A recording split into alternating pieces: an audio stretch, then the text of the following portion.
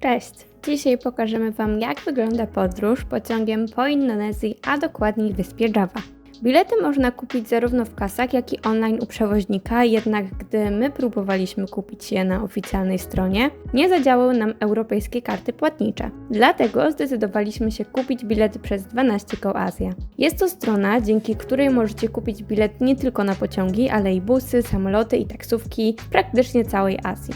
Niezależnie od tego, gdzie kupicie bilet, pierwszym etapem po wejściu na dworzec jest odnalezienie automatów, w których możecie wygenerować Wasz bilet. Jeżeli macie dużo bagażu, to obsługa w czerwonych uniformach za małą opłatą pomoże go wnieść Wam aż do Waszego miejsca w pociągu.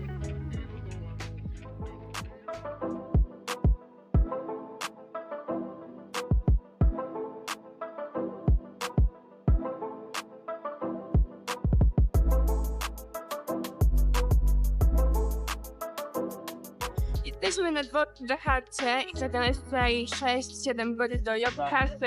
Dawid poszedł kupić śniadanie, ja pilnuję rzeczy, bo już się wymieniliśmy. Lista spisana, okazało się, że na dworcu jest Subway, więc to będzie dobre europejskie śniadanko.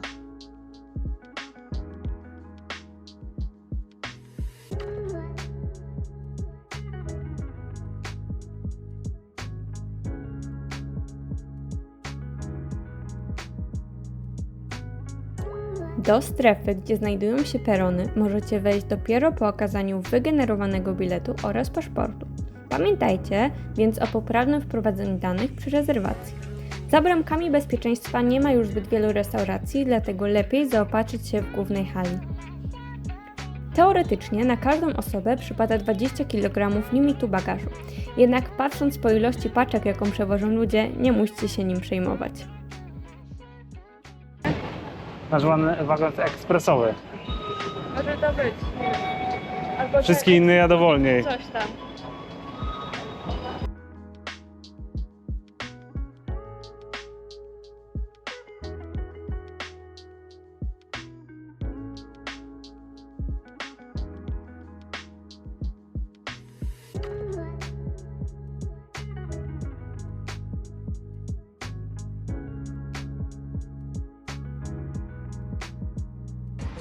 Jesteśmy w pociągu do Jogjakarty i jedziemy prosto z Dżakarty. Zajmie nam to jakieś, nie wiem, 6, 7 do 8 godzin. 8 godzin chyba nawet. Tak, kupiliśmy sobie śniadanie Subwaya i powiem Wam, że pociągi są naprawdę bardzo, bardzo ładne.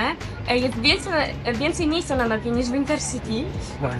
Stolik, pokażę się sobie super, bo myśleliśmy, że nie ma stolików. No i to był taki minus, ale się ładnie wyciąga. Jest elegancko. Miejsca na nogi jest tyle, że w sumie pół miejsca jeszcze tutaj by się zmieściło. Czyli jakby z 2 miejsca ścisnąć, to by 3 fotele się zmieściły zamiast 2. Także jest naprawdę nieźle. No cieszymy się chyba, że nie wybraliśmy w końcu lotu, bo mieliśmy taką możliwość, albo lot, albo pociąg, ale w pociągu trochę więcej rzeczy da się zrobić, a wygląda to naprawdę nieźle i cenowo. Ile w końcu mi to kosztowało? Chyba około 70 zł za osobę. Coś takiego. Najwyżej napiszemy gdzieś, tutaj, na ekranie. Na pewno taniej niż lot. Tak, wygodanie i lepsze godziny, bo co prawda staliśmy dzisiaj o 7, ale pociąg był o 9:20, więc spokojnie mogliśmy też dojechać. Wyjeżdżając z Dżakarty można zobaczyć biedniejsze części miasta, jednak czym dalej w ląd, tym częściej pojawiają się pola ryżowe i przepiękne krajobrazy.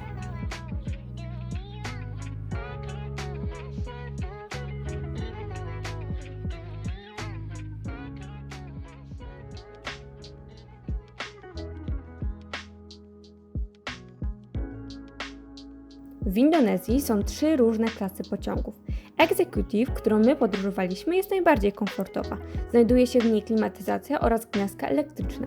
Biznesowa jest tańsza i nadal posiada klimatyzację oraz wygodne siedzenia, jednak standard pociągów jest po prostu niższy. W ekonomicznej zamiast wygodnych foteli znajdują się ławki, jest więc dużo więcej ludzi i nie ma tam klimatyzacji.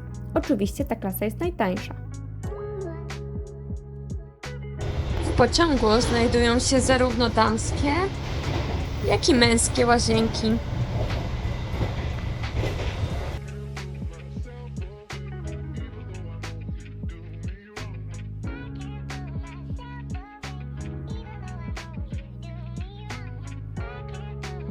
droższych klasach znajdują się też lepiej wyposażone w żywność przedziały restauracyjne i możliwość zamówienia posiłku do swojego miejsca. Do pociągów radzimy zabierać bluzę i długie spodnie, bo klimatyzacja często ustawiona jest na największą moc.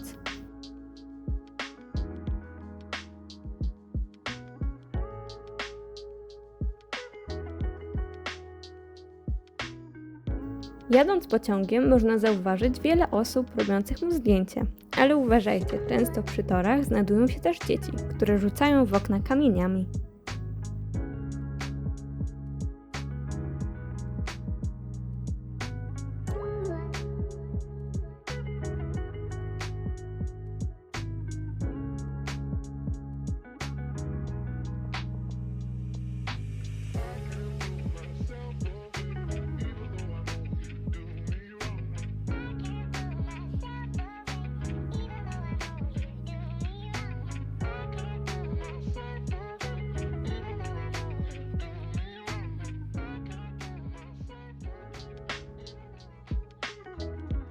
Dojechaliśmy do Jogkarty. Podróż zajęła nam 8 godzin. Jesteśmy na czas. Podróż minęła bardzo przyjemnie. No teraz będziemy szykowali się do hotelu. Poszukamy jakiegoś Ubera. Czy Gojka, które Gojek działa. I Grab.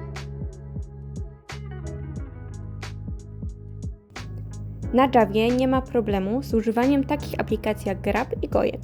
Jednak na przykład na Bali jest to dużo bardziej problematyczne, ponieważ lokalni taksówkarze sprzeciwiają się ich stosowaniu.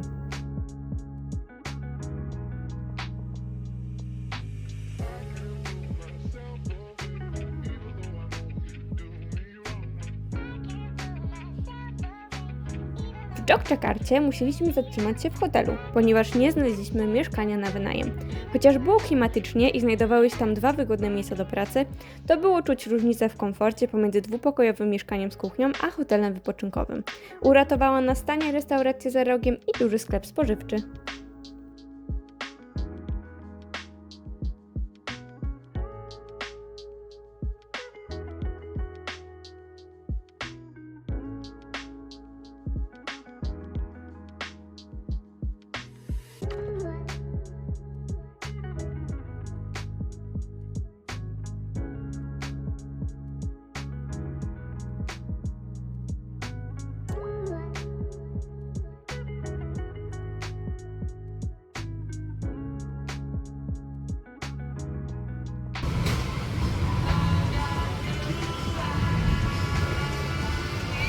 Pierwszy filmik w Indonezji. Przyszliśmy do supermarketu, który jest zaraz obok naszego hotelu na zakupy, a na wejściu już duriany. Niestety nie można ich wnosić do hotelu. Kara to 1 000 000 rupii indyjskich za wniesienie do pokoju. Ale śmierdzi, nawet z odległości. Nawet jak się wchodziło do sklepu, od razu było czuć intensywny zapach.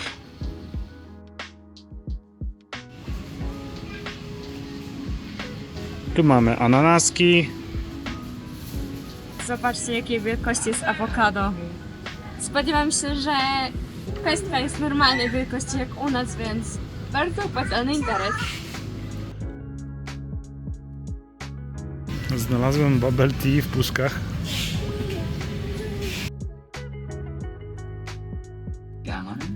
Droższe produkty w sklepie są zabezpieczone. Tu, że mamy zabezpieczenie na puszkę. Ciekawe. Jak widać, ta kasa jest otwarta, ale Dawid zaraz ją zamknie. W Jogjakarcie nasze obiady wyglądały codziennie tak samo. Królował ryż z kurczakiem w sosie teriyaki, smażone banany i tradycyjna herbata z dodatkiem kory z przeróżnych drzew. Dobra, panie kolego, możesz się ruszać. Szybko, bo ciepełko wpada do mieszkania.